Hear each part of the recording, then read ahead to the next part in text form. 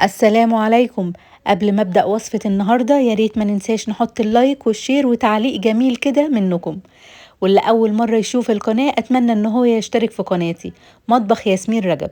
النهاردة هنعمل مع بعض كيكة من أحلى الكيكات اللي ممكن تجربوها. هنعمل مع بعض كيكة الكريم كراميل. عايزة أقولك ببيتين بس هتطلعي أكتر من 18 قطعة من الجاتو.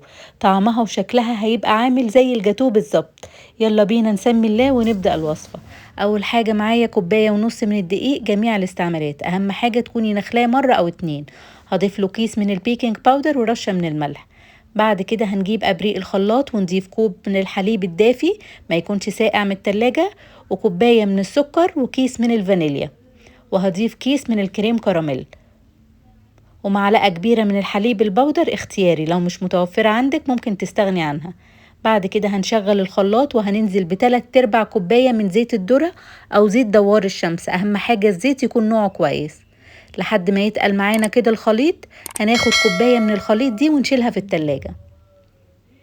باقي الخليط بقى هضيف له بيضتين يكونوا بدرجة حرارة الغرفة ويكونوا حجمهم كبير، وهضيف كيس من الفانيليا ومعلقة كبيرة من الخل، وهنبدأ نشغل الخلاط تاني لحد ما تختلط كل المكونات مع بعض، وهترجع سايلة كده بعد ما نضيف البيض.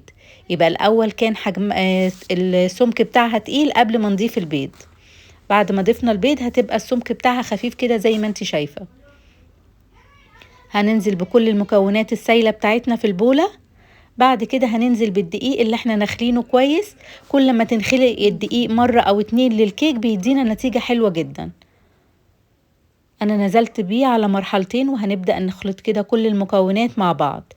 بعد كده هنجيب القالب بتاعنا نكون دهنينه بزبدة ومبدرينه بالدقيق، أو ممكن نحط له ورق زبدة. قالب بقى أو صينية أو قالب بايركس اللي متوفر عندك. وهننزل كده بخليط الكيك بتاعنا وهنبدأ نخبط بيه خبطات كده لحد ما نخرج كل الهواء اللي في الكيك. التسوية بقى هنكون مسخنين الفرن قبل ما ندخل الكيك بتاعنا قبلها ب10 دقايق على درجة حرارة 180، وهنحطه في الرف اللي في الوسط. هياخد معانا من 30 ل35 دقيقة. طبعا وقت التسوية بيختلف حسب الفرن بتاعك. هنا الكيك بتاعنا بعد ما خرج من الفرن هنسيبه لحد ما يبقى دافي خالص، وهناخد بقى الكوباية اللي احنا اخدناها من الخليط بتاعنا اللي كنا حاطينها في التلاجة، وهنبدأ كده نحطها على الوش.